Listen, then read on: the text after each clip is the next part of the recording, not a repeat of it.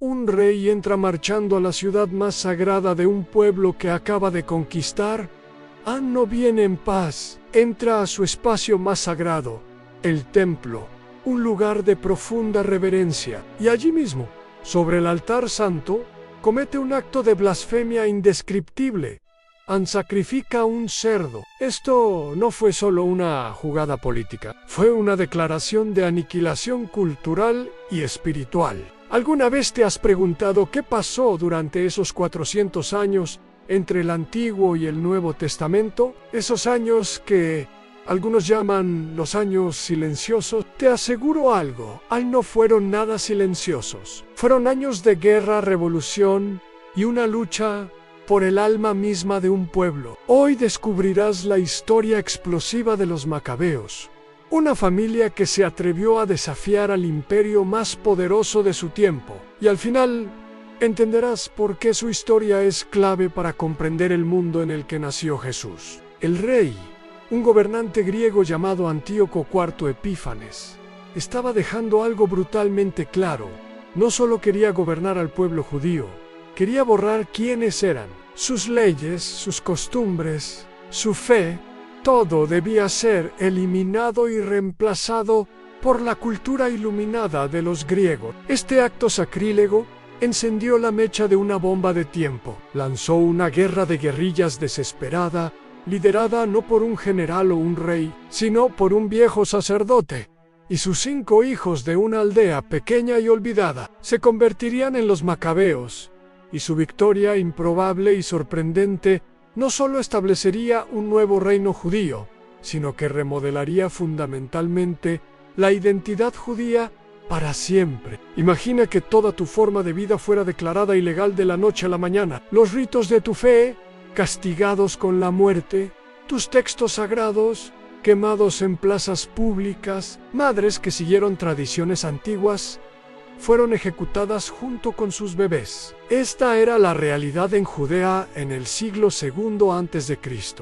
Pero, ¿qué sucede cuando un imperio va demasiado lejos? ¿Qué sucede cuando a un pueblo se le da una opción: asimilarse o morir? Los macabeos dieron una tercera opción: luchar. Para entender a los macabeos, primero tienes que entender el mundo en el que nacieron. Después de las conquistas de Alejandro Magno, la cultura griega, conocida como helenismo, se había extendido por todo el mundo antiguo. Para muchos era embriagadora. La filosofía griega, el arte, los gimnasios y el idioma parecían una forma de vida sofisticada y moderna. Cuando el imperio seleucida greco-sirio tomó el control de Judea alrededor del año 200 a.C., esta presión cultural se intensificó enormemente. Al principio, las cosas eran tolerantes, pero todo cambió cuando un rey llamado Antíoco IV tomó el trono en el año 175 a.C. Era ambicioso, excéntrico y tenía un ego masivo. Se llamaba a sí mismo Epífanes, que significa Dios manifestado. Sin embargo, a sus espaldas, sus súbditos tenían un nombre diferente para él: Anepímanes, el loco. Antíoco veía la fe única y monoteísta de los judíos como un obstáculo para su objetivo de unir su imperio bajo una sola cultura griega. Entonces comenzó una campaña de helenización forzada. No solo estaba alentando la cultura griega, la estaba exigiendo, y encontró socios dispuestos en algunos de la élite judía rica y urbana de Jerusalén, que veían la asimilación como su boleto al poder. Una guerra civil cultural ya estaba hirviendo, mucho antes de que comenzara la guerra real. El conflicto explotó cuando Antíoco se entrometió en una disputa sobre el sumo sacerdocio judío,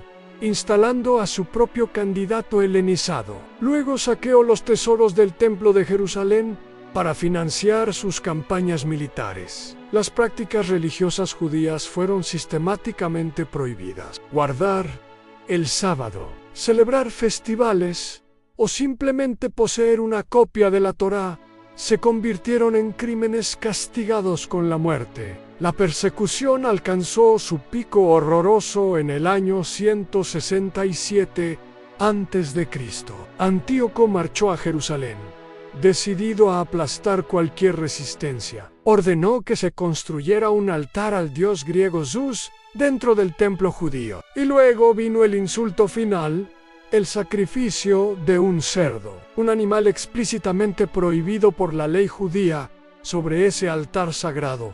Para los judíos fieles, esto no fue solo un insulto, fue una declaración espiritual de guerra. El templo, el corazón mismo de su fe, había sido deliberada y violentamente profanado. La línea había sido cruzada. No había vuelta atrás. La rebelión no comenzó en los salones del poder de Jerusalén. Comenzó en la pequeña y polvorienta aldea de Modín, con un anciano sacerdote llamado Matatías y sus 5 hijos, Juan, Simón, Judas, Eleazar y Jonatán. Cuando un oficial seleucida apareció y les ordenó realizar un sacrificio pagano para demostrar su lealtad, Matatías se negó. El primer libro de los Macabeos describe un momento de celo aterrador. Cuando otro judío helenizado se adelantó para obedecer la orden, Matatías fue invadido por una furia justa. Mató tanto al hombre como al oficial del rey,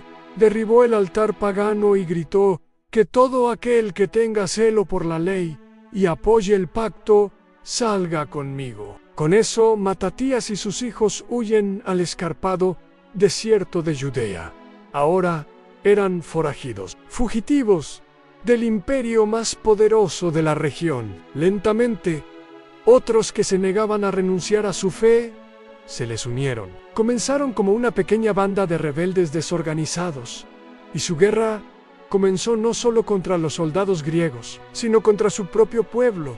Los judíos helenizados que veían como colaboradores iban de aldea en aldea, destruyendo altares paganos, circuncidando a la fuerza a los niños y expulsando a los colaboradores. Esta fue una guerra civil, tanto como una guerra de independencia. Después de aproximadamente un año, el anciano Matatías murió, y el liderazgo recayó en su tercer hijo. Judas Judas era un genio militar, y ganó un apodo que definiría la dinastía de su familia Macabeo. El origen exacto del nombre es debatido, pero probablemente proviene de la palabra aramía para martillo, un guiño a su ferocidad en la batalla. Judas Macabeo, el martillo, ahora era el líder de la resistencia judía, pero su lucha comenzó con una tragedia devastadora. Una fuerza seleucida atrapó a 1000 rebeldes judíos, hombres, mujeres y niños. En sábado, atados por su estricta interpretación de la ley de Dios, los rebeldes se negaron a luchar en el día santo y fueron masacrados sin pelear. Esta catástrofe obligó a Judas y sus seguidores a tomar una decisión radical que cambiaría el juego. Reinterpretaron la ley, declarando que la guerra defensiva era permisible en sábado. Este fue un paso monumental. Al hacer este fallo, los macabeos no solo estaban actuando como líderes militares, estaban reclamando un nivel de autoridad religiosa que rivalizaba con el comprometido sumo sacerdocio en Jerusalén. Se estaban convirtiendo en los verdaderos líderes del pueblo judío, tanto en la guerra como en la fe. Bajo el mando de Judas Macabeo, la revuelta se transformó. Sabía que nunca podrían vencer al masivo y profesional ejército seleucida en una batalla frontal. Sus fuerzas eran pequeñas y mal equipadas, pero estaban luchando por sus hogares, sus familias y su Dios. Entonces hicieron lo que los rebeldes desesperados siempre han hecho. Usaron la tierra misma como arma. Se convirtieron en maestros de la guerra de guerrillas. Lanzaron ataques sorpresa, emboscando patrullas seleucidas en estrechos pasos de montaña. Dirigieron incursiones nocturnas en campamentos enemigos, creando caos antes de volver a desaparecer en el desierto.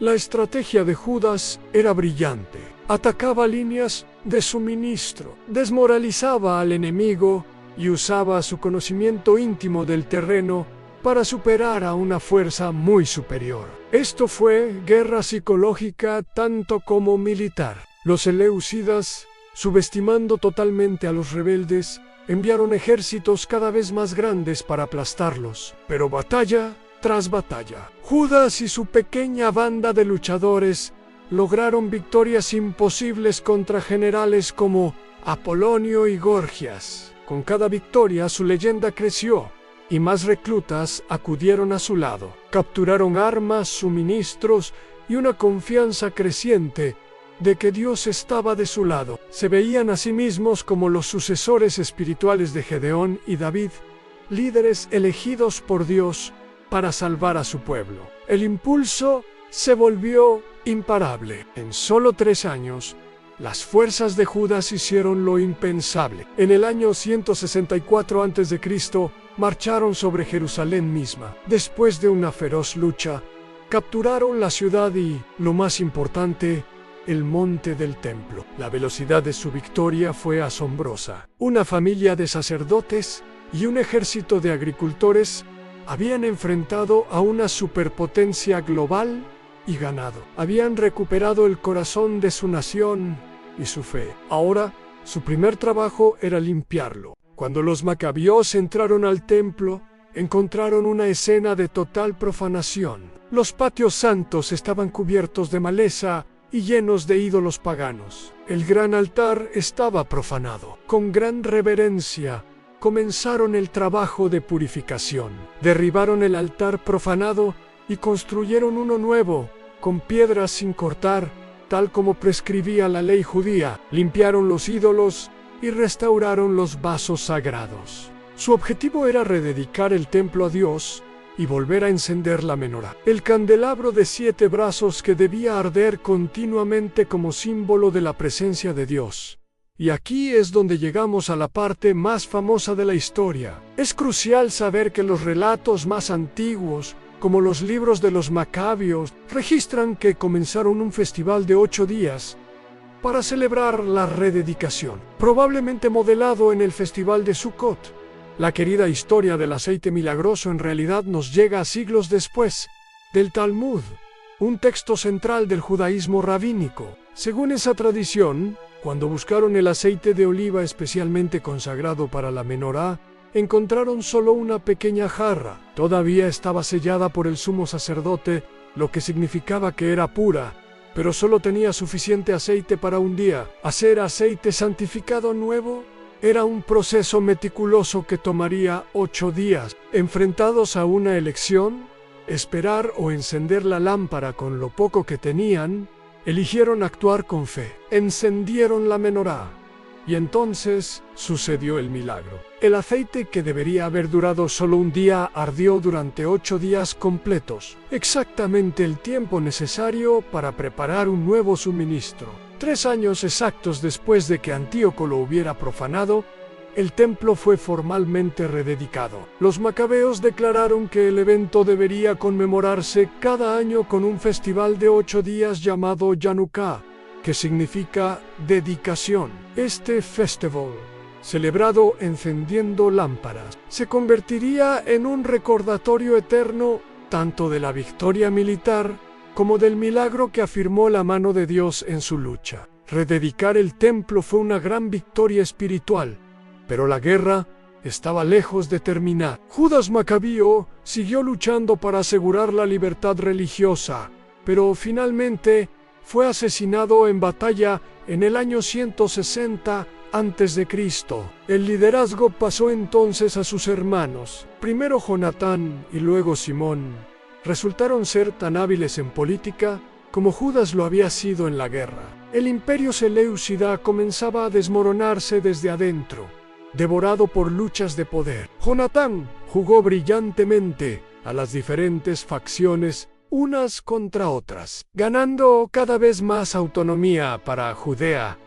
Incluso fue reconocido por un pretendiente seleucida como el sumo sacerdote, arrebatando el cargo de vuelta para su familia. Pero fue Simón, el último hermano sobreviviente, quien finalmente selló el trato. Alrededor del año 142 a.C., expulsó a la última guarnición seleucida de Jerusalén y aseguró la independencia política total de Judea. A la rebelión que comenzó con un acto desafiante en Modín. Había dado a luz a un Estado judío independiente. Por primera vez en más de 400 años, este nuevo reino se llamó la dinastía Asmonea, nombrada en honor a su ancestro Asmón. Durante casi un siglo, los asmoneos gobernaron como reyes sacerdotes. Si bien la dinastía duró unos 103 años, su edad de oro de independencia total abarcó desde el año 104 hasta el 63 a.C. Expandieron agresivamente sus fronteras, creando un reino que en su apogeo rivalizaba con el gobernado por David y Salomón. Conquistaron Idumea al sur, convirtiendo a la fuerza a su pueblo al judaísmo, y se expandieron hacia Galilea y otros territorios. Los macabeos ya no eran solo rebeldes, eran los gobernantes de una formidable potencia regional. Entonces, ¿dónde está esta increíble historia en la Biblia? Esa es una pregunta clave, y la respuesta depende de qué Biblia estés leyendo. La historia de los macabios y su revuelta se detalla en los libros de Primero y Segundo de Macabeo. Estos libros están incluidos en las Biblias católicas y ortodoxas orientales, donde se consideran escritura deuterocanónica. Sin embargo, no forman parte de la Biblia hebrea, ni están en el Antiguo Testamento protestante. Durante la Reforma Protestante en el siglo XVI, los reformadores basaron su Antiguo Testamento en el canon hebreo, por lo que estos libros fueron eliminados o colocados en una sección separada llamada apócrifos. Por eso, los 400 años entre el Antiguo y el Nuevo Testamento a menudo se llaman popularmente los 400 años silenciosos, especialmente en algunos círculos protestantes. Desde esa visión canónica, la voz profética de Dios se quedó en silencio. Pero históricamente, este período fue todo menos silencioso. Fue una de las eras más violentas y transformadoras en la historia judía. La revuelta de los macabeos es el eslabón perdido que conecta el mundo del Antiguo Testamento con el mundo del Nuevo. Anne explica el panorama político y religioso en el que nació Jesús.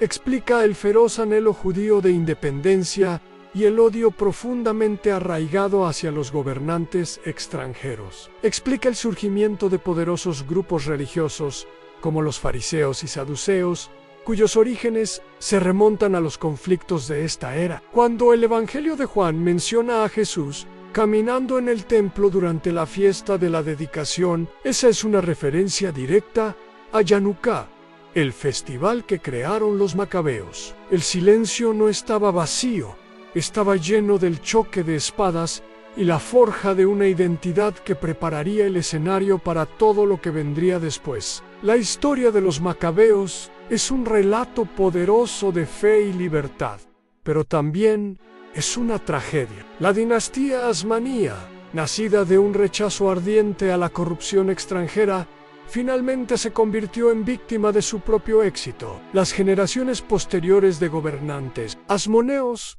se parecían menos a su piadoso ancestro Matatías y más a los reyes helenísticos que habían derrocado. Combinaron el poder real y sacerdotal en una sola persona, un movimiento visto como una grave violación de la tradición por muchos judíos devotos, incluido un grupo que se conoció como los fariseos. Los asmoneos comenzaron a vivir en cortes opulentas, contratando mercenarios extranjeros para protegerse de su propio pueblo y participando en brutales apuñalamientos políticos por la espalda. El espíritu heroico de la revuelta dio paso a la podredumbre corruptora de la política dinástica. El colapso final llegó en el año 63 a.C.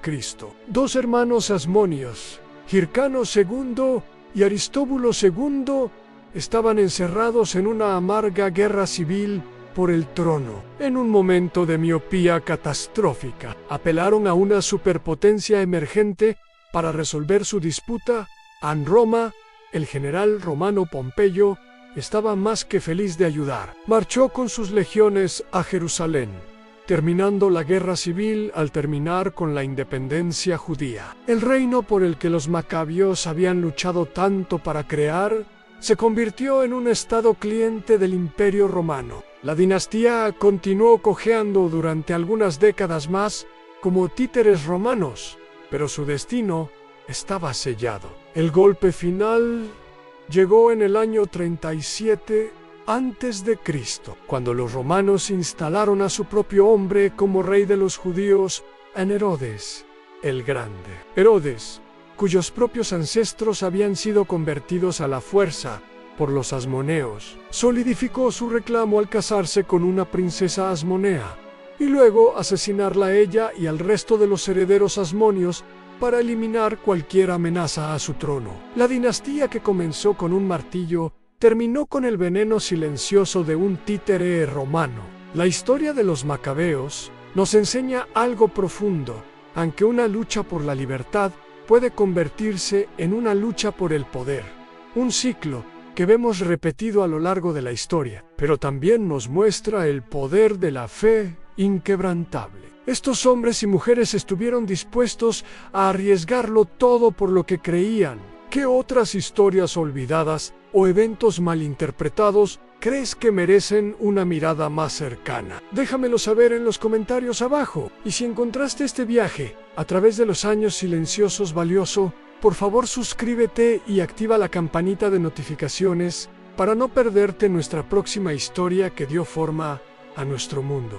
Entonces, ¿quiénes fueron los macabeos? Fueron héroes y fanáticos, luchadores por la libertad y reyes, salvadores y, en última instancia, una historia de advertencia. Su revuelta no fue solo una guerra contra un imperio extranjero, fue una batalla por el alma misma del judaísmo. Lucharon contra los griegos, pero también lucharon contra compañeros judíos que estaban listos para dejar que su fe se disolviera en el crisol cultural del helenismo. Su legado más duradero fue el principio que establecieron con su propia sangre, en que su fe, sus leyes y su pacto con Dios valían la pena morir. Esta idea se convirtió en una piedra angular de la identidad judía, ofreciendo un modelo espiritual de supervivencia a través de siglos de persecución. ¿Y dónde están? En la Biblia. Están escondidos a plena vista. Están en los libros que conectan el Antiguo y el Nuevo Testamento. Están en la historia que da significado a los evangelios. Y están en el resplandor de las luces de Hanukkah. Un festival que celebra no solo una victoria militar o un frasco milagroso de aceite, sino la voluntad obstinada, resistente e inquebrantable de un pueblo de seguir siendo quienes son, sin importar el costo. El martillo de los macabeos puede haber caído en silencio hace mucho tiempo, pero su eco aún resuena a través de la historia.